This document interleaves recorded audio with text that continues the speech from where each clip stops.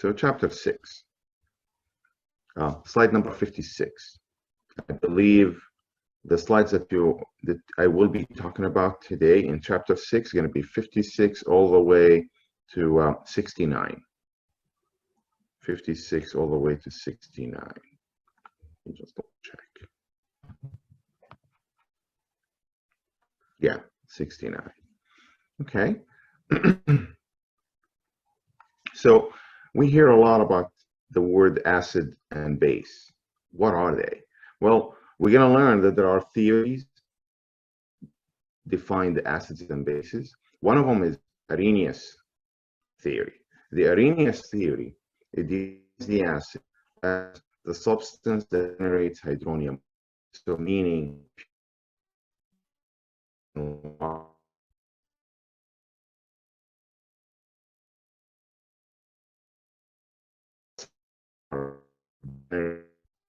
H3O plus or to be easy to remember. It will also be considered so anything that's thrown in water that generates H3O plus will be an acid. Anything that doesn't generate H3O plus if you throw it in water will not be considered an acid, according to Arrhenius theory. Okay, so in chapter 8, slide number 38, it's listing the two theories actually at the same time. So there you see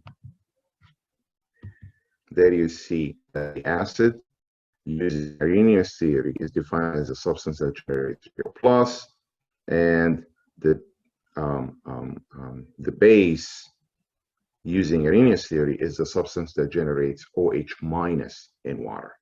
So hydroxide and hydronium. Hydronium ion, something that's linked to anything that's acidic, and hydroxide is linked to anything that is basic. All right. So why is there another theory that defines the acid and base? Well, the reason why is some of these acids don't generate H3O plus. They generate just H plus. So are we okay, defining that as an acid? Well, that required another theory to come in, which is the Bronsted-Lowry theory. Bronsted-Lowry theory, it's another way to use to define an acid or base. So the acid is being defined as the proton donor, which is H plus, proton donor, and the base is being defined as the proton acceptor. Something will give up a hydrogen plus, that will be an acid. Something will take up an H plus, that will be the base. So this is important to recognize how that acid or base is being defined, depending on what theory we're discussing. If we're discussing Arrhenius theory, then we're talking about a substance that basically gives up H3O plus in water. If it's Bronsted-Lowry theory, then it's something that gives up H plus. Like, for example, HCl. HCl will give H plus and Cl minus. So that is actually a Bronsted-Lowry acid. But at the same time, if you throw HCl in water, we'll also give H3O plus Cl minus. So what I'm trying to say here, that you're not going to find an acid being Arrhenius but not Bronsted-Lowry, and vice versa. But you will find, for example, an acid that will fit the Arrhenius definition better than the Bronsted-Lowry. You will find a base that fits the Bronsted-Lowry better than the Arrhenius definition, and so on. But you will not find that a substance that's being an acid because of this theory and it's a base because of the other theory. That won't happen at all.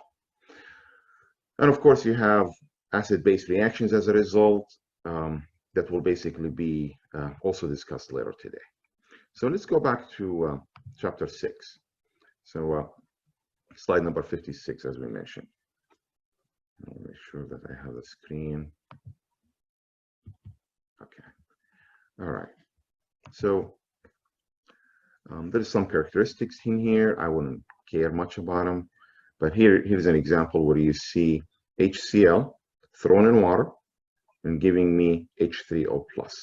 That makes HCl an acid. We'll talk about why it is strong acid later. Here's some types of acids. We discussed actually some of those yesterday when we were talking about naming acids. So you have the binary acids that usually have the general formula of HX, like HF, HCl, HBr, HI. All these are binary acids. And you have the oxy acids that usually have an oxygen in them. So you have HNO3. Most of the time, they are polyatomic containing acids, actually. So HNO3, H2SO4, H3PO4, H2CO3, all these are actually oxy acids. And you have the organic acids. Organic, the word organic has to do with carbon. The word organic has to do with carbon. So if that acid happened to have a carbon atom, I could actually label it an organic acid. So carbonic acid, H2CO3, I can label it oxy acid, or I can also label it organic acid. Better organic acid, because it does have a carbon in it. Okay, you have acetic acid. Again, that's an acid due to the fact that it gives up a hydrogen if it's thrown in water. So, and you will know, looking at those acids, you will notice that some of them have one H, some of them have two H's, some of them have three H's. So does that really affect their behavior when they are thrown in water? Of course it does. So those that do have only one hydrogen would be labeled monoprotic acid, and usually they are strong acids. And those who have two H2SO4, they will be labeled diprotic acid, and those who have three H's will be labeled as triprotic acids. So diprotic or triprotic will be from the group of polyprotic acids. So it could be a silly question where which of the following is a diprotic acid? Then obviously you're going to have to look for something that does have two hydrogens in it. All right, so this is another example where you see an acid, which is acetic acid in this case, thrown in water, giving me H3O+ and whatever left. So you could see here that what's happening, that you take the hydrogen, giving it up to H2O, and that will make it H3O+. And that hydrogen, once it's given up to the H2O, the leftover ion that's going to be an outcome of that dissociation of the hydrogen will be the acetate ion. Okay, so we came across those two terms earlier today, weak acid versus strong acid. Well, what is really the difference between the two? The difference between the two, it depends on how much H+ that acid is giving up. So if the acid is giving in the water solution all the H+ that does have in its formula, that means it's a very strong acid. We call it complete dissociation. Complete dissociation. So that HX got totally dissociated down to H+ and X-. That will be a strong acid. And you will see examples in the following slide. Weak acid will be basically a substance that does dissociate, but it doesn't dissociate 100%. You will have that HX dissociate down to H+, X-, and some leftover HX. So that makes it not 100% dissociation, therefore will be considered a weak acid. So that's really what it is that determines a strong acid from a weak acid. How much dissociation did take place in the process of throwing that substance in water. And I believe there is a table right here, which is in slide number 69. This is an important slide where you basically be given which of those acids usually are strong acids, which of those acids are weak acids. So you see here that an example of a binary acid that is a strong acid would be hydrochloric acid. I could add to it HBr, I could add to it HI. So HCl, HBr, HI are all strong acids. Example of binary acid that's a weak acid, hydrofluoric acid, HF. That's a weak acid. Oxyacids. Oxyacids, usually these acids, nitric acid and sulfuric acid, are examples of strong acids, and everything else, such as H3PO4, phosphoric acid, phosphorus acid, nitrous acid, sulfurous acid, all these are weak acids. So once again, when I look at oxyacids, HNO3 and H2SO4 are considered strong acids. Everything else, such as HNO2, H2SO3, H3PO4, H3PO3, all these are weak acids. Organic acids usually don't have, none of them would be a strong acid, but as an example of organic acids, you have acetic acid is actually a weak acid, right? Now the base, we just seen the definition based on Arrhenius versus Bronsted-Lowry. Arrhenius definition, the base is something that will give up OH minus, a hydroxide in water. While Bronsted-Lowry theory, it defines the base as a proton acceptor. That's the difference between the two theories. So if you look at an example of bases, metal hydroxides. So such as, let me see, metal hydroxides such as, I don't have any here. So NaOH, for example, NaOH, that's a metal hydroxide. That's a very strong base. Usually, the strong base is a label. We put it on a substance that dissociates 100% to hydroxide ion and the counter-cation. So, for example, NaOH, if I throw it in water, I would expect it to dissociate completely to Na plus and OH minus. So that's the behavior of strong bases.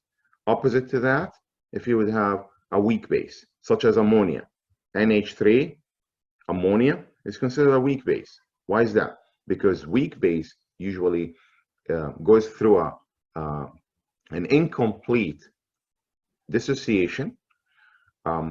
It will give up an OH minus, but it's not going to be 100% dissociation.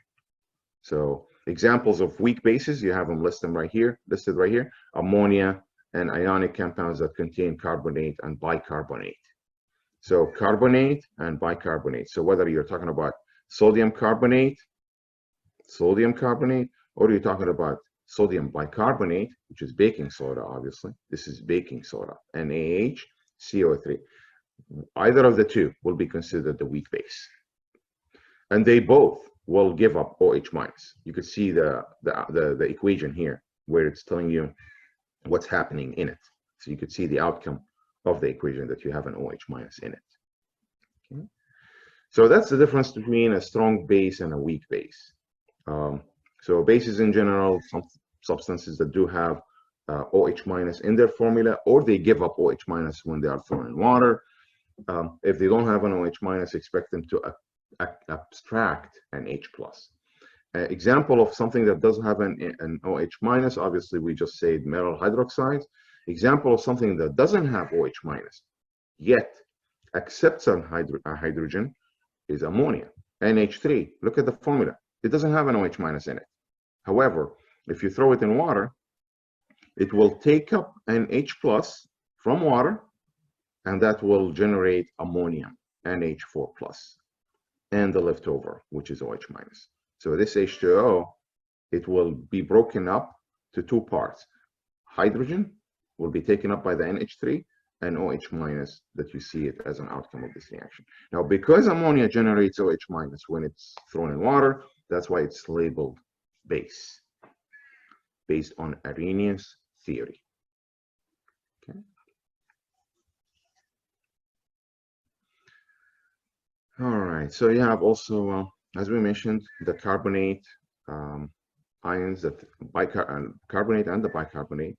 So if they are broken up, you will notice that there is an OH minus as an outcome getting generated. Okay. And this is an important slide where you see, again, slide 69 in chapter 6 give you the examples of strong acids and weak acids. Slide number 10 in chapter 8 gives you examples of strong bases versus weak bases.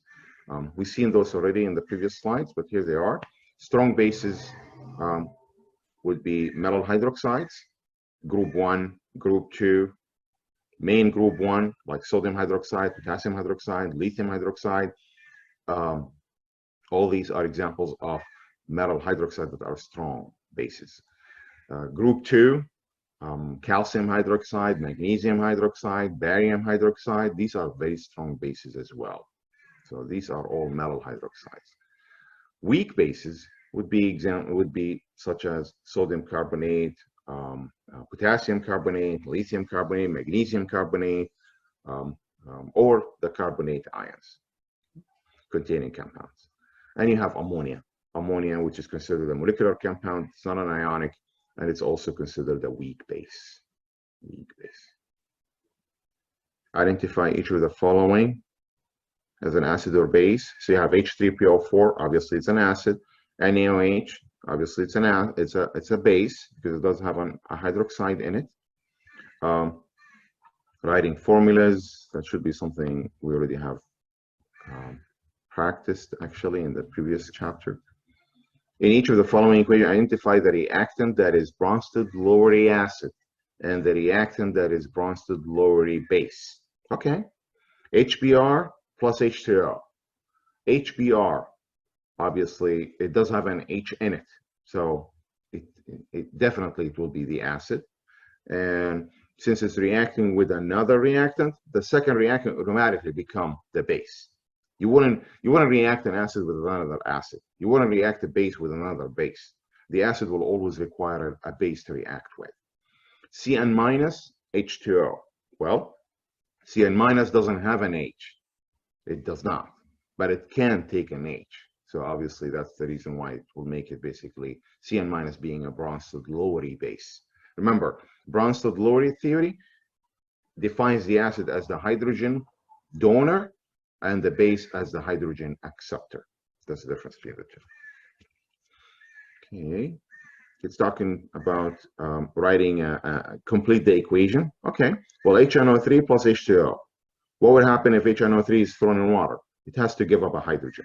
And if it does, this hydrogen will go with the H2O, it will make it H3O plus, and NO3 becomes an NO3 minus. So that will be the equation for this. And they are all ions, obviously, so that's why they are aqueous. Every single ion always going to be an aqueous physical state. And we talked about why this is aqueous yesterday. Solubility rules in chapter 7. One of them says anything that does have a nitrate is always soluble. Always soluble. And water obviously is a liquid. Okay, this is just a term that we could probably talk about for a minute. Conjugate acid versus conjugate base. Usually, reaction of acid and base will have on the other side of the reaction arrow a conjugate acid or a conjugate base. What that means that you will have one of those two are acids and one of those two the conjugate acid. One of those two would be the base, one of those two would be the conjugate base. So HBr, we just defined it as the acid in an earlier slide. So obviously something that's related to it, which is Br minus. So HBr, if it's the acid, then Br minus is the conjugate base. Conjugate base. You cannot have an acid and a conjugate acid with it. The acid has to have a conjugate base, and the base has to have a conjugate acid. So NH3, as we define it, it's a base. It's going to have a conjugate acid, which is NH4 plus. NH4 plus. So that's the trick, how to figure out which one is the conjugate acid and which one is the conjugate base in the product side. So you could see here HCN, SO42 minus. HCN, it does have an H, so obviously it's going to be the acid. What is the conjugate base? Definitely Cn minus. And SO4 2 minus, since it's the base, then HSO4 minus will be the conjugate acid. Will be the conjugate acid. This part of chapter 8 deals with finding how acidic or basic a medium is. So a very important equation that you see on top of the slide right here, concentration of H3O plus times concentration of OH minus equals 10 to the negative 14. What is that supposed to mean? What it means, for a neutral medium, which is water, as an example. I mean, we're not talking about alkaline water. We're talking about drinking water. You will expect that the concentration of H3O plus and the concentration of OH minus will neutralize each other to make it a neutral substance. And the outcome of timing the concentration of H3O plus and by the OH minus concentration will always be 10 to the negative 14. You may see this number written as 1 times 10 to the negative 14 is the same thing. So whether you see it 10 to the negative 14 or 1 times 10 to the negative 14, it's the same exact thing. How can a question be asked on using this formula? Well, I could give you H3O plus concentration and ask you, find how much OH minus concentration you have in there. Then all that you need to do is just plug in the value here and solve for X, which is OH minus. I could do it the other way around. I can give you OH minus concentration and ask you to figure out H3O plus. Then you're gonna have to basically plug in the OH minus and solve for X, which is H3O plus. And you can see here, every time you have a certain concentration of H3O plus, you will have the OH minus being calculated using this equation. And you could try this out. You could try to plug in 10 to the negative 11 in the H3O plus and see if you're able to get the OH minus being 10 to the negative third. This is important that you are able to use your scientific calculator to do questions like these. So once again, this is the very first thing we would be required to do, is the fact that this equation will be given to you in the exam handout. You do not have to memorize it. It will be given to you. You will be asked to calculate one of the two, given the other. So in order for me, obviously, to have a neutral substance, as is mentioned in here, you will need to have 10 to the negative 7 for both. So you're going to have 10 to the negative 7 concentration of H3O plus, 10 to the negative 7 concentration of OH minus, and that's actually the case for neutral pH, which is, as an example, water. Okay. You probably have, yeah, right here. So you could see here, pure water. Pure water is actually something that will be an example of a neutral substance. While everything that's acidic, you will see it going to the left. Everything that's basic, you see it going to the right. We'll talk about pH in a few minutes, but let's just talk about this equation one more time, just to make sure that we understand it 100%. And we could look at a worked example on this equation. So this equation, once again, it's important to apply if I'm asked to find out how much H3O plus concentration is in the solution or how much OH minus concentration in the solution, given the other. So here's an example. A vinegar solution. So this is a sample problem 10.6 in your work example file. You have OH minus concentration 5 times 10 to the negative 12 molar. That's the unit of concentration, molarity, molar.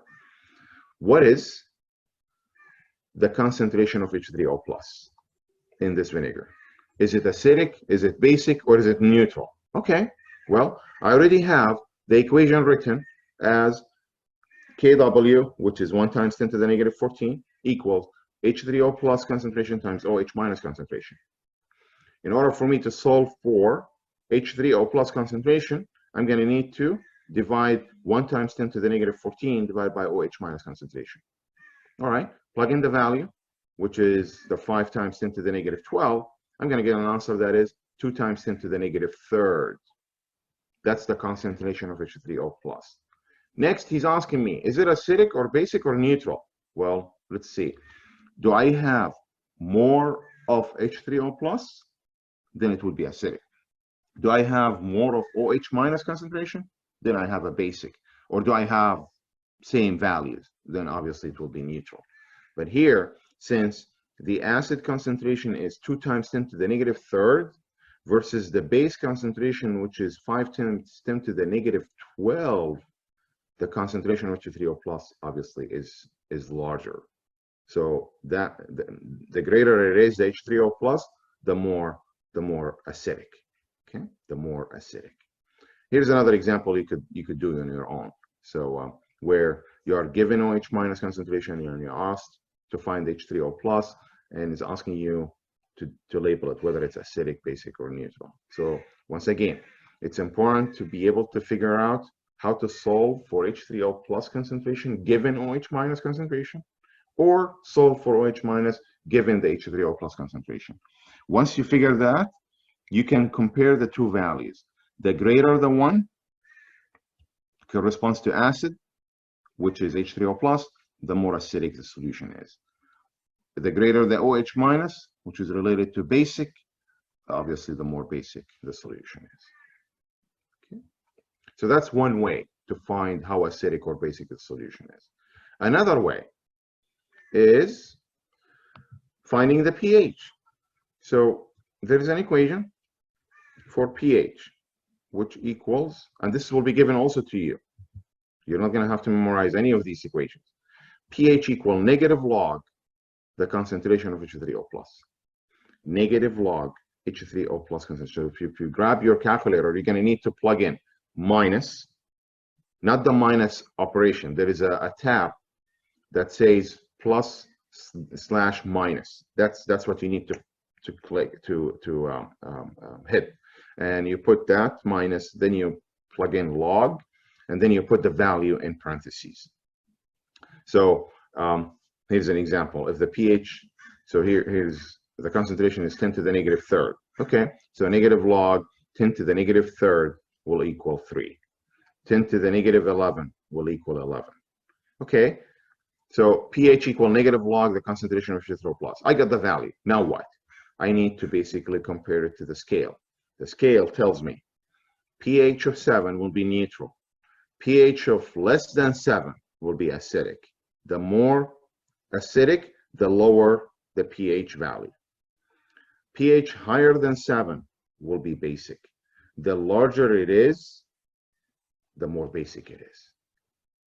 So that's the indicator of pH, how I can use it to determine how acidic or basic the solution is.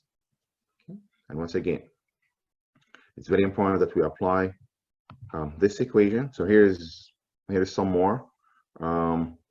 It's asking me to figure out, how acidic or basic. So obviously 1.4 would be acidic, 8.4 will be basic, 4.8 will be acidic, 5.3 will be acidic, 7.3 would be also acidic. Okay. Anything that's above 7 would be basic. Anything that's lower than 7 would be acidic. Okay, so calculating pH from H3O plus. So here's the H3O plus given to me. What do I need to do? Grab the equation, which is negative log H3O plus. And as I mentioned, this will be given to you in the exam handout. And I will make the exam handout available today. And this value, which was given to me in the question, 1.7 times 10 to the negative third, I will put it in parentheses, and I will hit equal. So it's telling you already here how I would plug it in the calculator. It's actually giving it to you in slide number 11 in the worked example file. It's telling you to plug in 1.7 EE or EXP, negative third, then you press log, then you press this tab, which is plus minus. There is smarter calculator than this method, which is the second method, where you plug in the minus, you put in the log. That's how the equation is telling you. Minus, then log, then you put the 1.7, then you put the EE or EXP to plug in the plus or minus 3, okay, which is obviously negative third, negative 3. equal, and you will get the 2.769551079. Okay.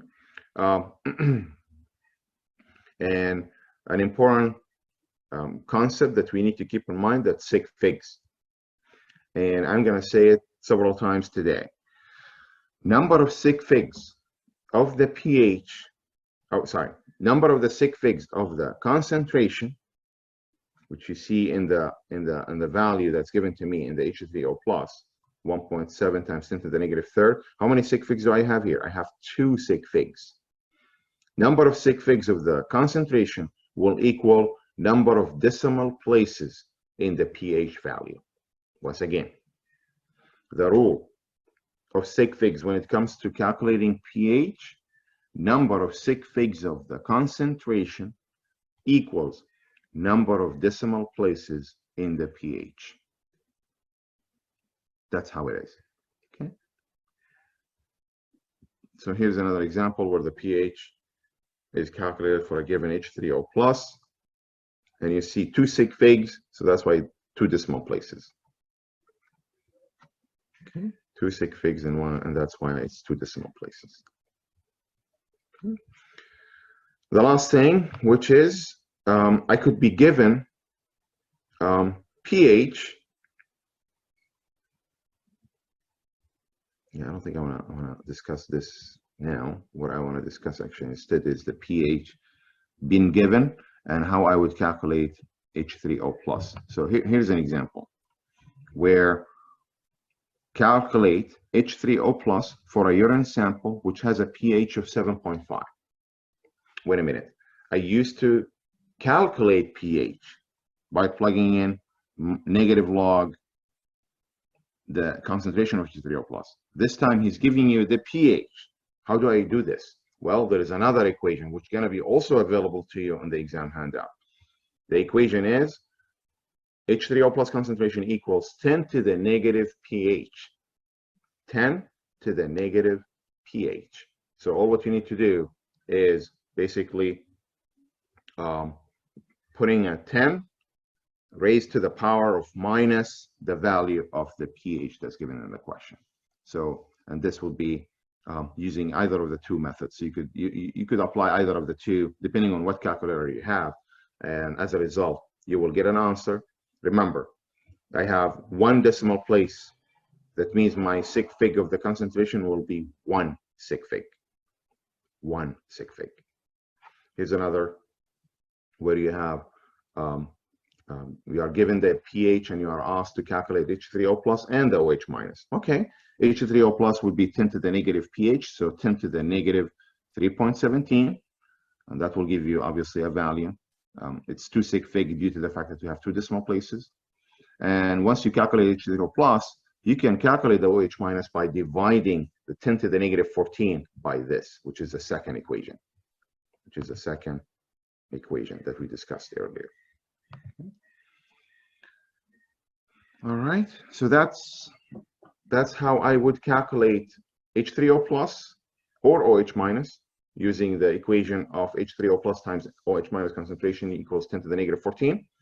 I can calculate pH from a given H3O plus concentration by plugging negative log the concentration of H3O plus, or I can be given pH and I would calculate the H3O plus by simply plugging in 10 to the negative pH. 10 to the negative pH. The rule is when it comes to sig figs, number of sig figs of the concentration equals number of decimal places in the pH value. So, exam 2, handout, you will basically see a section of equations. The equations that we really need for this exam are going to be only the pH equal negative log the H plus, or the pH3O plus equal negative log the H3O plus. So regardless, you know already that this is for the pH, and what you need for it is to have an H3O plus concentration. The other equation you have is the 10 to the negative pH, which will give me H plus or H3O plus. And the third equation, which is the Kw equal H3O plus times OH minus concentration, which equals 1 times 10 to the negative 14. So you know that this equation will be needed to solve for OH minus given H3O plus, or for H3O plus given OH minus. And you have a periodic table, and you have a very important part that I want to talk about for a few minutes. Solubility rules. We said in chapter 7, when we talk about chemical equations, that those substances in the chemical equations, they can be labeled solid, liquid, gas, or aqueous. And I mentioned back then that anything that is solid and anything that is gaseous and anything that is liquid will be told to you, will be mentioned that it is a physical state, gaseous or liquid. Your responsibility is to label those that can be solid or aqueous. Aqueous means soluble. You're dealing with a salt that is soluble in water. That's why you would label it AQ, aqueous. Anything that is not soluble will be labeled S, solid. So this solubility rule that we mentioned in chapter 7 will be shared with you on this exam handout in a form of table, or this chart. This chart, to better understand it, let me just make it a bigger a little bit. So it's very easy to read. What you need to pay attention to, that you have the half of this box dealing with the soluble salts, and the bottom half dealing with the insoluble salts. Okay, how do I read this? How I read it is that every single thing that has a group 1 or ammonium will be definitely soluble. Every single compound that has a nitrate or acetate, part of it will be soluble. Every single thing that has a chloride, bromide, or iodide will be soluble, except if it does have a lead 2 plus, silver 1 plus, or mercury 1 plus, or the mercury 2 plus, or the silver plus. So these, if they are in the chemical formula where the Cl or the Br or I appear, then it will be insoluble. That's how I read this. And the same as sulfate. The sulfates containing compounds usually are soluble compounds, except if that sulfate compound has barium, strontium, calcium, lead 2, or mercury. So then they become insoluble compounds. Then I will have to label them S instead of AQ. The other part, which I mentioned, is the insoluble salts, or everything that has a carbonate, everything that has a hydroxide, everything that has a phosphate, everything that has a sulfide. These are insoluble compounds unless any of these compounds don't just have carbonate, hydroxide, phosphate, or sulfide, but they have also ammonium, or group 1 member. Then they will become soluble. So for example, sodium carbonate, Na2CO3, it's a soluble compound. However, calcium carbonate, CaCO3, calcium carbonate, it's an insoluble compound. So that's how I read this chart. So neutralization reactions is another type of reactions where you will always see an acid reacting with a base. And we already defined the acid, and we defined the base this morning using the two theories, whether we're talking about Arrhenius theory or the Bronsted-Lowry theory. We said Arrhenius theory will define the acid as a substance that will give H3O plus in water, while Bronsted-Lowry theory will define the acid as a hydrogen donor, proton donor. Opposite to that, the base. Bronsted-Lowry theory will define the base as a proton acceptor. Arrhenius theory will define the base as a hydroxide donor. So a substance will yield basically OH minus if it's thrown in water.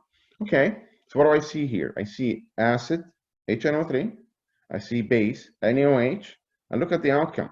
The outcome will always depend on basically shuffling around those ions. So the H plus, NO3 minus versus NaNOH.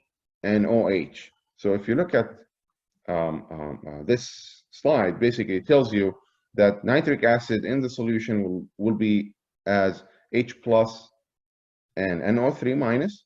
So whether I say H plus or I say H3O plus, it's the same thing. So before mixing it with NaOH, I would expect it to be basically dissociating down to the two ions, H3O plus and NO3 minus.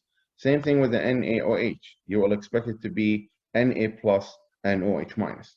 So now I have a bunch of ions dissociated down in the solution, and they're gonna think about, okay, whom do I want to bind with? Well, HNO3, when it reacts with NaOH, the positive part of HNO3 has to go with the negative part of the NaOH. And then positive part of NaOH has to go with the negative part of HNO3. Let's agree on one thing. HNO3, the positive part is the H, and the negative part is the NO3, which is nitrate. The positive part in NaOH is Na plus, and the negative part is OH minus. So if I'm gonna basically switch around the pairs, the H will go with the OH, and NO3 will go with Na. So what do I make out of that? I will be making H2O plus NaNO3, sodium nitrate. And we already know that anything that has NO3 is aqueous. Anything that has group 1, such as an A, is aqueous. Anything that has an NO3, once again, it's aqueous, and water is liquid anyways. So what do I get out of this? Every single time I react a strong acid with a strong base, I will expect to form water and a water-soluble ionic compound. This is important. This is important to remember. Every single time I react a strong acid and a strong base, I would expect water and a water-soluble salt, water-soluble ionic compound or salt that will be generated out of this reaction. So if I have AB plus CD, then obviously CB, due to the fact that you have A going with C and A with D and B with C. So I'm gonna basically switch the partners around in a way that will form water plus the salt. Plus the salt. All right. Let's take an example. So if I look at the Word example file of chapter 8, I will basically see in sample problem 1011, slide number 15, I will see that there is a reaction, HCl plus barium hydroxide. So he's asking me to write a balanced equation for the neutralization of HCl plus barium hydroxide. Okay. So HCl plus barium hydroxide. I know that HCl is going to be the acid, and I know barium hydroxide is going to be the base. All right. Somebody might say, okay, why do I have subscript 2 after OH? Well, remember, barium is in group 2, so it's a barium 2 plus. OH is a polyatomic that carries a -1 charge. So you're going to need 2 of them to neutralize 1 barium. So the way how I indicate that I have 2 of them is by having the OH's parentheses, and I have a 2 subscript after it. So that's how you put it in a chemical equation. All right. So HCl plus barium hydroxide, shuffle partners around. H will go with the OH, so that's water, plus Cl goes with barium. What would that be? Barium plus Cl. So you have barium 2 plus and Cl minus, so that's going to be barium chloride. Barium chloride. Okay. So that will be the salt. Okay. Labeling them. This is aqueous because it's HCl. This is liquid. Barium hydroxide, we already learned that all the hydroxides are insoluble except if there is a group 1 or ammonium. Well, I don't have a group 1 here. I have a group 2. I have a barium element. So that's the reason why it's a solid. And barium chloride, all halides, as you see in here, all halides are soluble except if there is one of those. Well, barium is not one of them, so that's why it's aqueous. All right, we're done with that. Balancing. I see barium is barium 1,1. I see Cl2, so I'm probably going to need 2 in front of the HCl. So that way I have 2Cl. And finally, I will need 2 plus 2, 4 hydrogens on this side. So I need 2 in front of the H2O to balance the hydrogen. So it's very important to not just figure out the outcome of the neutralization reaction, but also to be able to balance the equation afterwards. Here's another one where it's asking you to balance H2SO4 or predict the outcome of H2SO4 and NaHCO3. Or I could visit this example after I talk about that type. So the first type, as we mentioned, the reaction of acid, strong acid with strong base, and the outcome will always be water plus salt. Okay. The second type of neutralization reactions, if I would have carbonate base. So if I have a carbonate reacting with the acid. So example of that is, let's see if I can pull up an example. If I have, yeah. So if I have, for example, HCl plus K2CO3, that's a carbonate base. And we already learned carbonates and bicarbonates are weak bases. So that's an example. Another example, if I would be having a bicarbonate, which I believe is the example in the worked example file. So yeah, the bicarbonate. So let's talk about the first one, which is the carbonate. So if I have HCl and potassium carbonate, well, the outcome will always be based on, once again, shoveling around the partners. So H, which is positive, is going to have to go with CO3, which is negative. Cl, which is negative, is going to have to go with K, which is positive. Okay, once I do that, I'm going to end up having KCl plus H2CO3. How come it's H2CO3 and I only have one H on the left-hand side of the reaction arrow? Well, remember, when you write a chemical equation, you have to have compounds that are basically neutralized, and the way how to neutralize CO3, which carries a 2 minus, is by having 2 of the hydrogen. So that's why it's H2CO3. Okay. All right. So the outcome of this equation will be of HCl plus K2CO3 will be H2CO3 plus KCl. Now, happens that H2CO3 is so unstable that it doesn't stay H2CO3. It will dissociate down to H2O and CO2. So carbonic acid, it doesn't stay the way it is. It will get further dissociated down to, or broken down to, H2O and CO2. So the final equation will be basically, before balancing, is HCl plus K2CO3 giving me H2O plus CO2 plus KCl. So instead of having water as an outcome, since we reacted a strong acid with a strong base earlier, and we had water plus salt. This time, we reacted an acid with a weak base, that's a carbonate.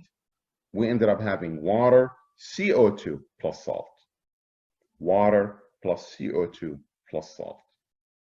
And next, you're going to need to balance it out. So the balancing part obviously will most likely depend on the K. K has 2 on this side, has 1 on this side. Maybe you plug in 2 on this side. Then you're going to realize that you're going to have to plug in 2 in front of the HCl to have 2Cl, and that automatically balances out the hydrogens. So the take-home message from balancing a strong acid with a strong base, that you'll always get water plus salt. Here's an example. H2SO4 plus NaOH. What do I get? I get water plus Na2SO4. But if I react acid with a weak base, such as carbonate, I will end up having CO2 plus water plus the salt. Let's take another example, which is a bicarbonate, similar to the carbonate example. So if I have sodium bicarbonate reacting with sulfuric acid, what would I expect to have? I will switch them around. So H will go with the HCO3, so end up having H2CO3, which will break down to CO2 and water, and Na will go with SO4, so that will give me Na2SO4. How come it's Na2SO4? Once again, SO4, it's a polyatomic ion that's 2- charged. You're going to need two of the sodium, since each one is +1 charge, to neutralize the Na2SO4. So this will basically be aqueous, water will be liquid, CO2 will be gaseous, carbonate and bicarbonate usually are solid, and H2SO4 will be aqueous. So the outcome, as you see, will need to be balanced next. So having 2 sodium in here maybe will remind me to put a 2 in front of the NaHCO3. I have 4 hydrogens now, so that's why I need to plug in 2 in here. I have 2 carbons already, so I'm going to need to plug in 2 in front of the CO2 as well. So that will end up having everything being balanced already. So this is just another example where I can see carbonate or bicarbonate will lead to the formation of CO2, water, and salt if they react with acid. While if I have a strong acid with a strong base, I will end up having water plus salt. So you see the 2 examples here on slide number 16, the difference between having an acid reacting with a metal hydroxide versus an acid reacting with a carbonate or bicarbonate.